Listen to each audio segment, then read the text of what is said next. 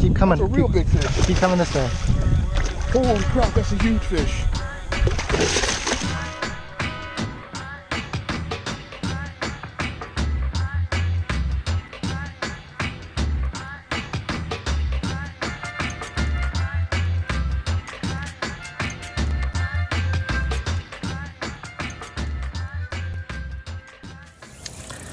Hey guys, Ted from Ted Lincoln's Fishing Life here to do my recap of my bite of the day from my Instagram account.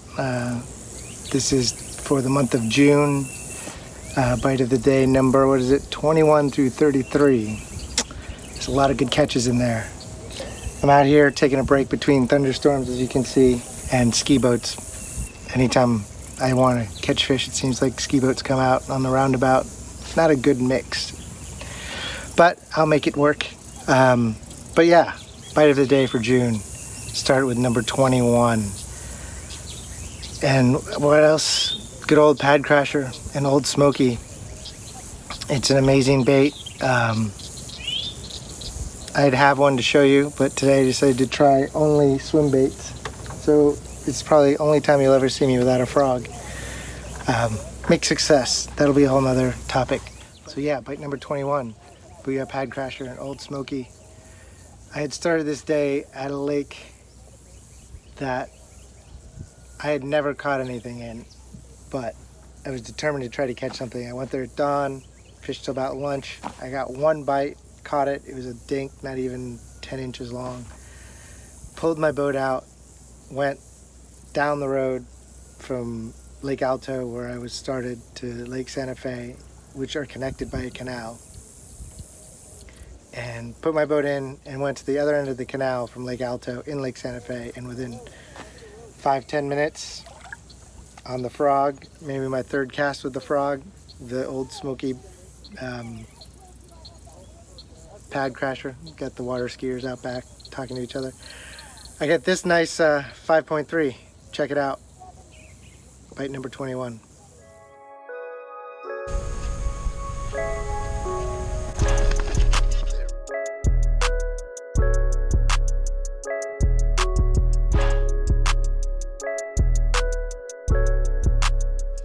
There we go. That's a good one. Finally.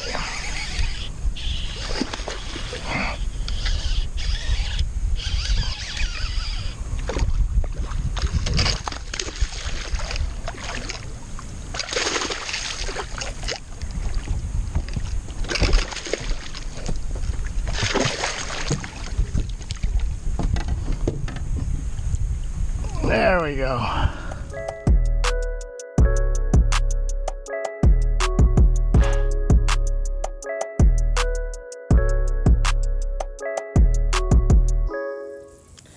So yeah, that was crazy. That literally same day, opposite ends of the same canal, totally different bodies of water and totally different bites. I couldn't get a frog bite to save my life on the lake in the morning. The next bite of the day is number 22. This is actually my friend Aimee, and I was going to get her to come in and talk about it, but due to all this craziness with illnesses and whatnot, we weren't able to make it happen. Hopefully one day I'll get her back on tape doing something and get her to talk to you guys. But yeah, I took Aimee to the lake I pretty much grew up fishing. It's just outside of town. It's called Noonan's Lake. If you're from Florida or if you're from Gainesville, you know about it. And if you're a fisherman in Gainesville, you probably don't think very much of it. But when I was a kid, like really young, like in the late 70s, early 80s, it was still a trophy bass lake. People came from all around the country to fish there. But through drought and mismanagement through the state, I mean, it turned into a mud hole and then it dried up. It actually caught on fire at one point. But it's slowly been coming back. There's not a lot of fish there, but sometimes you can find them. And this was my first time taking Aimee there, and I actually got her on her current PB bass on the good old Zoom speedworm. Here, check it out. Bite number 22, Zoom speedworm. Oop, you got one.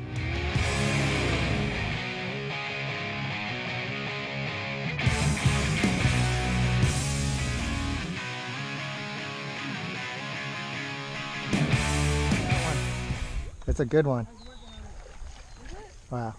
Sounded good. Yeah. All right. Here, come over here. Come here. That's that's not how you're supposed to land that, but it's okay. Oh my Oh. god, I did it. I did that with a mutton snapper one time. I'm putting this down. Yeah.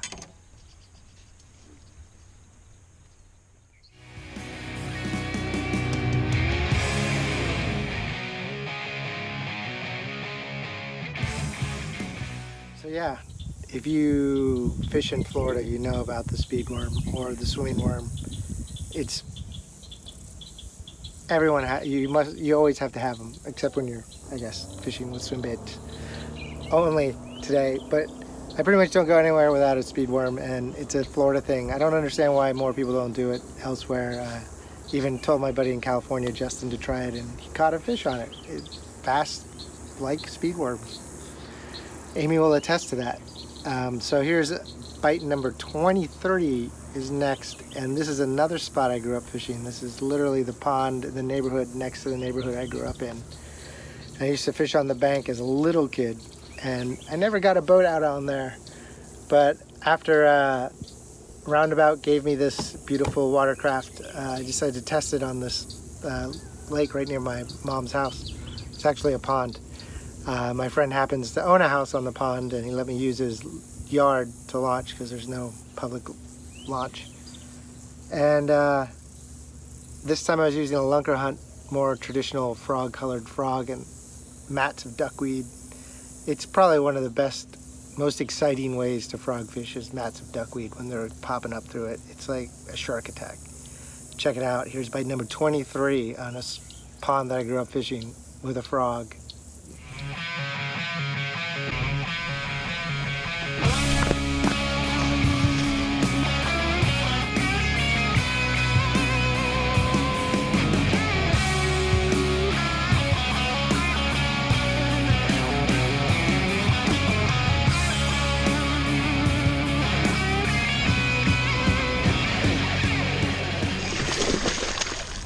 There we go.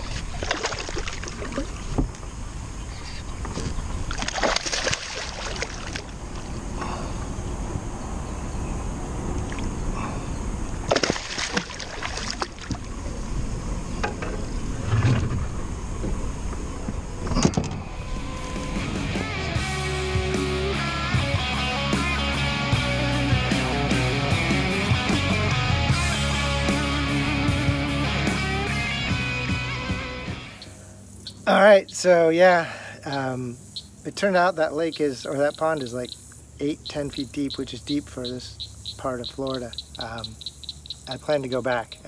It's been clogged up with hyacinths lately on the side I try to launch on, so I haven't been able to go back. And I've been leaving this thing out here on my secret lake. I guess I should call it 9-pounder lake because I've got several 9s, a lot of 8s, everything under 9 to 9. I've never broken a 10 in this lake. A lot of other people have, but not me, not yet. But I'm going back out after this. Maybe I'll do it. So yeah, number 24 is actually on a lake south of Gainesville, actually quite a bit south, Lake Panasoffkee. This is a strange lake as far as its depth. Let me let this ski boat. They're not even good water skiers. It's just, it baffles me. But I guess that's how you get good. Keep practicing.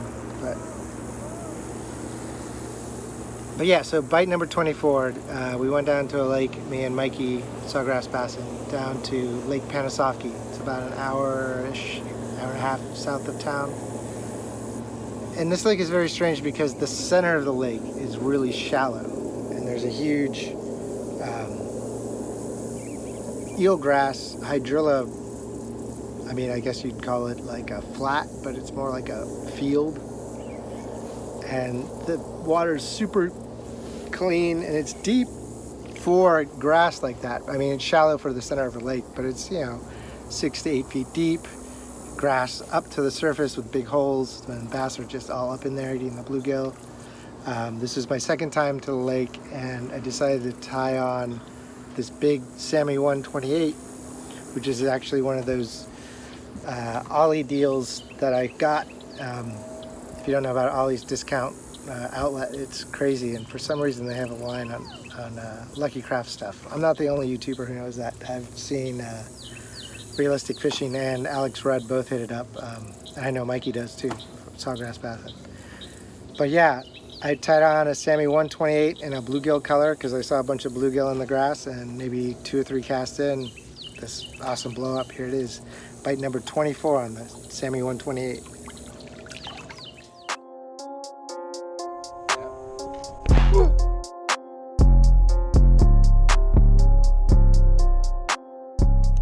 There we go. On that Sammy? Yeah. That's, whoa, that's a nice one. Woo-hoo-hoo-hoo.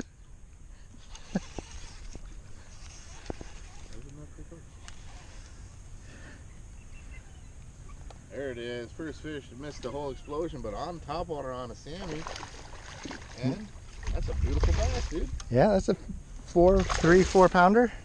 Biggest one you caught out here, right? Oh yeah, for sure. Oh, yeah, he's probably closer to 5. He's thick. Yeah, that's a 5. Look at that. Well, I was trying to figure out what I want to throw on.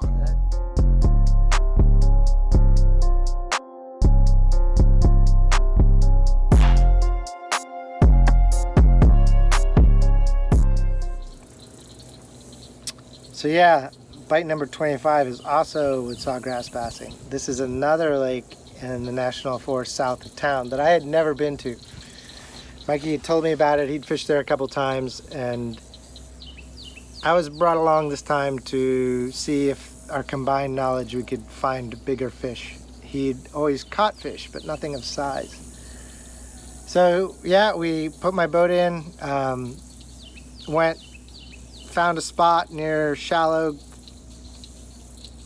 weeds near a deeper hole, so we started there, and Mikey had on this mega bass frog, and I don't know, we were there maybe 5 minutes and he got this bite, and I mean, watch it, it'll explain itself. Yeah, here it is, bite number 25 with sawgrass bass and Captain Mikey. Check it out. Or at least that's a big, yeah, that's a good fish.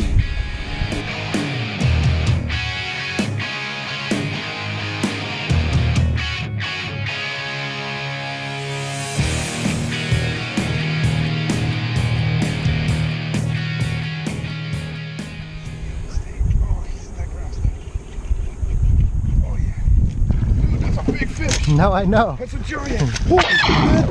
Keep coming. That's a real big fish. Keep coming this way. Holy crap, that's a huge fish. Get him. I saw the swirl as soon as I landed.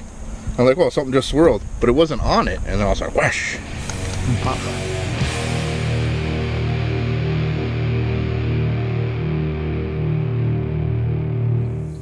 So yeah, 8 pounds. What was it? 8.11, something like that.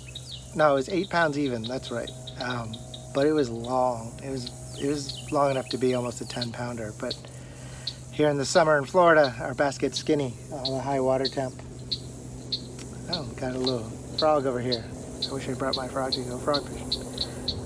Ski boat. All right, so bite number 26 was actually here on this little 9 pounder lake 9 pounder, I'll call it. There's this spot on this lake that I pass, or I cast to every time I pass it. There's a little cut in the pads and some grass. It looks perfect. You know, I probably, at the point I filmed this video, I'd probably thrown at the same spot a dozen times, if not more. It never even got a bite, but it just looked too good. So I kept trying. And this day it was a little windy. I thought about throwing a spinnerbait, but then I remembered I had this mini A-rig, which is a Booyah, they call it the Alpine rig. So it's 4 blades, a wire, a steel leader, and a clip that you put your swim bait on. I took the steel leader out, put a split ring and a clip, and moved the swim bait up, modified it a little bit. I'm an artist, I can't, pretty much, I gotta mess with stuff. And yeah, so I tied it on, fished with it off and on all day, and then I went by that spot and threw it in there, and I mean, I got maybe 2 reel turns in, and this pretty much almost 8-pounder, 715, just nailed it. And I mean, yeah. So all those casts were worth it to get this one bite. Here it is, bite number 26, the mini A-rig.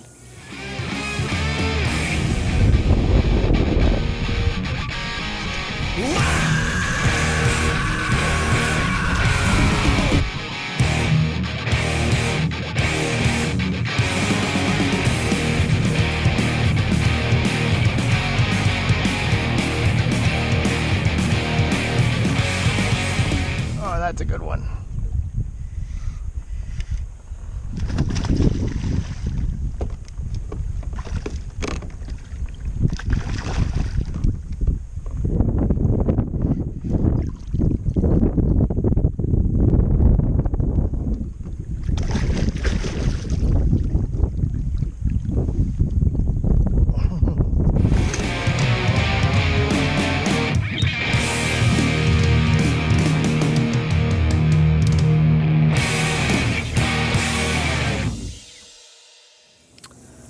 So yeah, the next one is bite number 27, and this is with Atypical Outdoors. Eric himself actually filmed a little intro, so I'll cut to him and he'll explain what we were doing on Rodman this day, as I was basically teaching him how to punch and pitch. I mean, he knew how, but this was his first real time doing it in Florida. So here it is. Listen to Eric. What's going on, guys? This is Eric for Atypical Outdoors. I want to tell you about my trip with Ted. Ted is a maniac. He will fish from the morning all the way to the night. We're the first boat there and the last boat to leave, but it is a blast for him. We always get on fish, and he always does his homework. Now, on this day, it broke the ice for me. I never really punched before, so it was my first time punching, and it was a super cool place to do it at the Rodman Reservoir. Now, guys, we probably caught 15 to 20 fish that day. We caught bass, we caught bowfin, humongous pickerels, everything you could imagine, even warmouths. Now, at this time, I wasn't really used to punching. I was using a loose medium heavy, but it got the job done. I was using 65-pound braid and a 1-ounce weight. Now, we get to this final stretch. We get to a deep river bend. Now, these river bass are aggressive and they pull and fight hard. It's not like a lake fish. These things fight hard. Now, I flip in, Ted flips in. Immediately, Ted get hit. Then I get hit. I lay into this fish and it just digs like it is stripping drag. And I get into the boat, man, and this thing is a chunk. It is a 4-pound bass. Now, guys, so far that's my biggest punching bass ever. So shouts out to Ted for teaching me how to punch, and I can't wait to meet up with you again and actually punch for some more Florida bass. Well, guys, you take care, tight lines, and hopefully you enjoy this clip of me and Ted punching for Florida bass. And it is the weekend. It is. Oh, I had one. 2, we had a double. I told you I wanted to stop here. Handle it.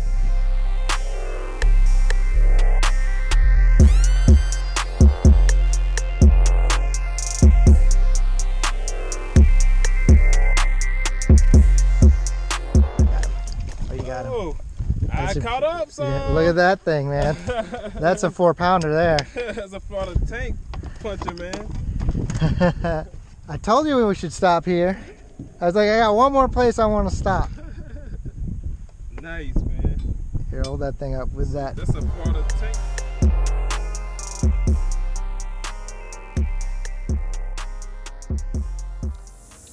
Yeah, so the video for that punching trip is actually up on his page or his channel. You should check it out, along with our glide bait video and a couple other videos we've done together. We've worked together quite a bit. We like fishing together. Not as much as Mikey and I. Mikey's a neighbor pretty much. He lives in the town next door, so we get together all the time. And yeah, I have a glide bait video on my channel, and Eric's in it. It's actually me trying to figure out how to get ready for Eric's visit so we could go glide bait fishing on Rainbow River. It's a pretty cool video, mostly about the Sneaky Pete glide bait from G-Rat Baits. Check it out if you want on my channel. So yeah, next up is bite number 28, and I just threw this in here. These bite videos are basically a way for me to put out all these good videos I have that I never edited or found a way to add to something else. So this is from the winter, and I hadn't got a bite all day. This is the same lake I had caught my PB at. I had many great bags there, but some days it's just no bites. It's getting towards the end of the day, and I picked up my topwater rod, had my little Yozuri popper tied on, and you know, the rest is history. I finally got a bite, and that popper is amazing. Gets bites summer, spring, dead of winter. I had like a 30 bass day in February on post cold front, sunny, windy day with that same popper. I don't know. But here it is, bite number 28 with the Yozuri popper.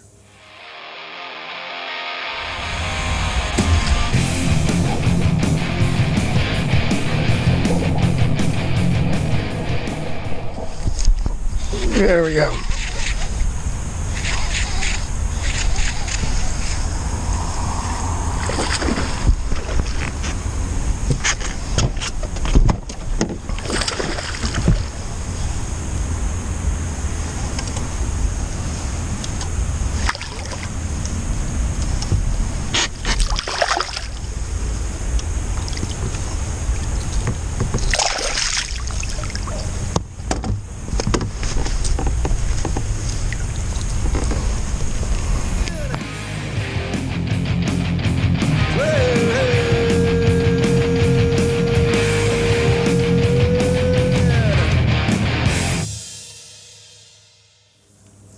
Yeah, so bite number 29 is next, and I was on this same lake again, and I had pitched and punched here. There's a lot of grass and pads, as you can see behind me, and I usually threw my favorite bait, which is the Reaction Innovation Kinky Beaver, and this day I just wasn't getting any bites, but I actually saw a few of the fish, like, scared them when I was near the grass, so I knew they were in there. So I just happened to pick up a package of the Reaction Innovation double wide beaver, which is basically double the size of a regular sweet beaver. And I put it on, pitched it in this hole, boom. What is it, a 6-9, came out, grabbed it, check it out, bite number 29.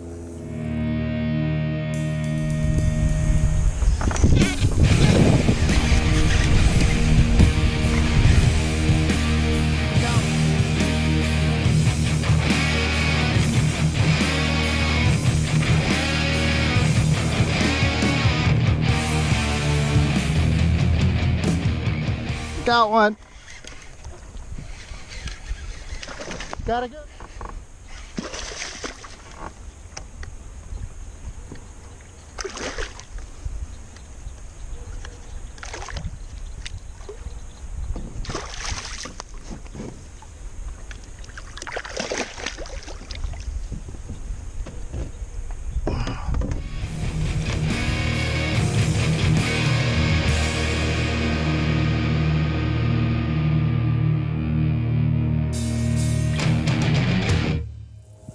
Bite number 30, the good old senkos.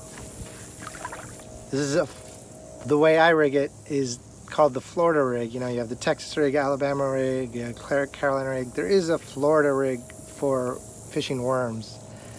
And I have a way of doing a weightless. I'm actually making a video about explaining how I fish my weightless senkos, which is actually the Bass Pro Shop 6-inch stik-o is my favorite of the stick baits. The 6 inches is crucial or bigger because our cover's so thick around here. If you're throwing it weightless, it's just going to sit on top with a 5-inch. The 6 and 7 will actually kind of work its way down into the weeds. That's the main reason I use it. But yeah, here it is actually on the same lake again, 8.8 on a weightless senko. It's hard to beat.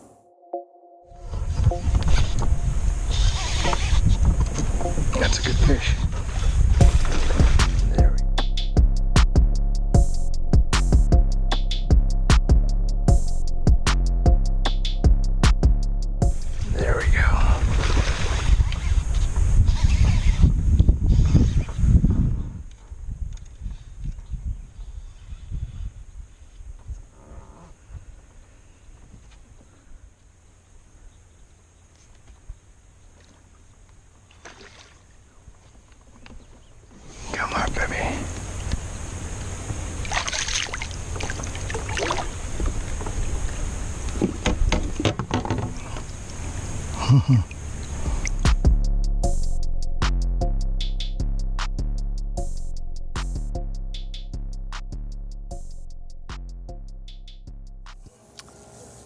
Okay, so now we're at bite number 31, and this was last summer. The first time I actually tried one of these roundabouts was Mikey's wife, Amanda, has a pink one, and they have a little lake in their backyard, not far from where I'm at now.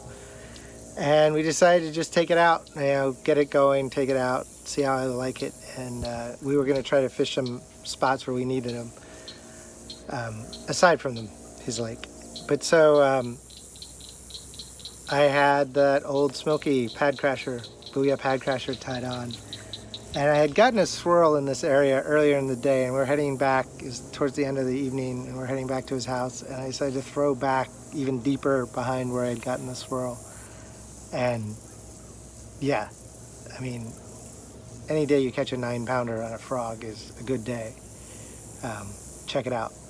This is on Sawgrass Basson's home pond, me and the Booyah pad crasher, bite number 31. What color is it?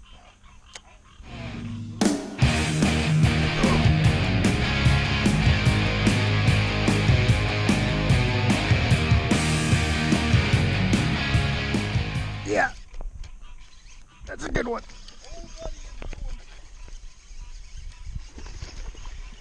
Yeah.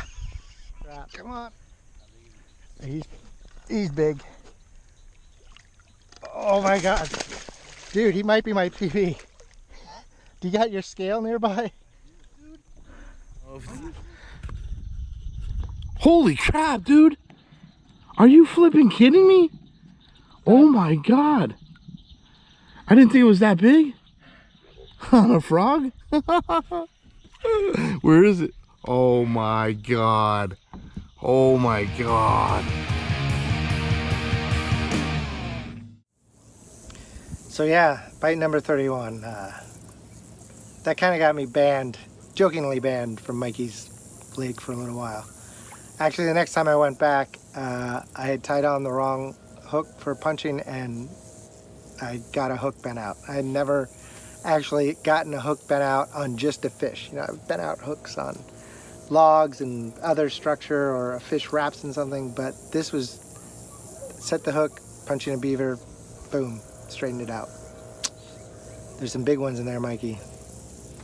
So what do we got now? All right, bite number 32. This is actually last spring when I went to California for an art event, actually an art bicycle event. I painted a bicycle for my friends at CSIP for the North American Handmade Bike Show. If you go to the Gravel Cyclist on YouTube, he actually interviews me in the process of painting the bike and at the show. I'll try to add a link at the bottom for that if you're interested. But I was in California and I stayed an extra 10 days just to go fishing. And one of the trips I had planned was to go fishing with my good buddy Chuck Reagan, who's from the band Hot Water Music, one of Gainesville's punk rock legends, and he's got a very successful solo career as Chuck Reagan. But not everybody knows this. But he moved to California, and when he isn't on tour, he's a full-time freshwater bass, striped bass fishing guide. That's what he does. So I had taken him fishing in Florida when he was visiting, so now he was taking me out in California. There's actually a video on my site about this whole trip. But this is me catching my PB spot only a couple days after I caught my first spotted bass with Josh Parrish on New Melones Reservoir with my buddy Justin, which is also in my California video playlist. It's Ted Lincoln's excellent NorCal Bass and Adventure, little play on Bill and Ted's. But yeah, here it is, me and Chuck Reagan and my PB spot. Got one. That one. That one.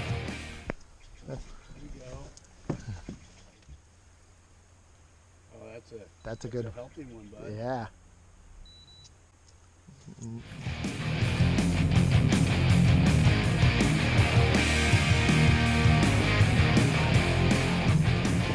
Gonna net it?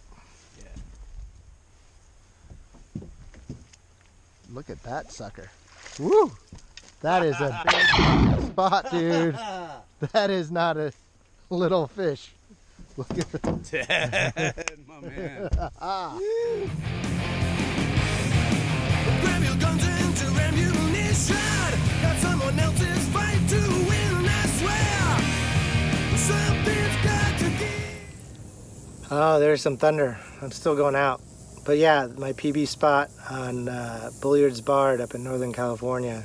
Almost 6 pounds, just under. It turned out to be a really cold day, but that was a great way to start. Can't wait to go back after all this stuff is lifted and we can start traveling again. Okay, so last is bite number 33. I'm kind of bookending this bite series. I started it with the frogfish where I left one lake to go to the other lake. This is the lake I started at. This is Lake Alto in Waldo. I was actually editing that video for Bite of the Day and decided to go back. Give it a try. I'd heard, you know, when it's good, it's good. When it's bad, but you know, I'd never even really caught a fish. I caught one 8-inch bass out of 4 trips. But of course, I got there at dawn and accidentally put my camera in backwards. So the 8-11 I caught first thing in the morning in less than 2 feet of water, the spectacular bite with a wall of water and the coming towards my senkos and the lily pads. I don't have it. But I do have the bass I caught after that, which is this 411 on the same Florida rigged senko that was in bite number 30. Same style, same color, and like I said, I'm making a video all about that. I actually have to just edit it. It's almost done. But here's the 411 that I caught that day.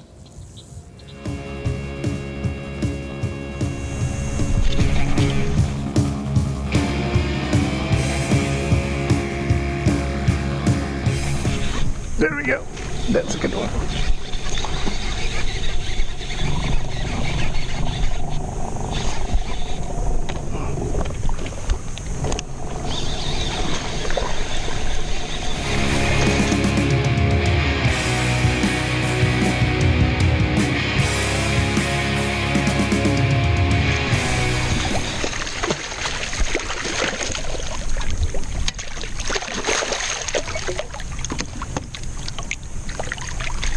Woo!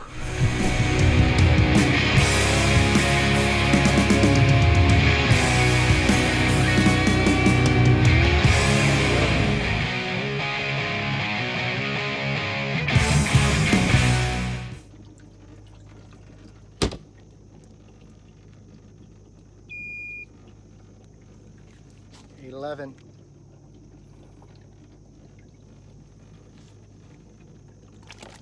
Woo! Senko. So yeah, that was the 411, and of course I had to tag on a little bit with the 811.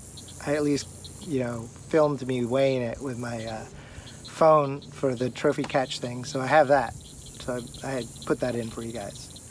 But yeah, that's it for the June wrap up. We're in July. It's actually already, what, second week in July? Hopefully I'll have this out this weekend. So yeah, I'm gonna go out here and fish some swim baits.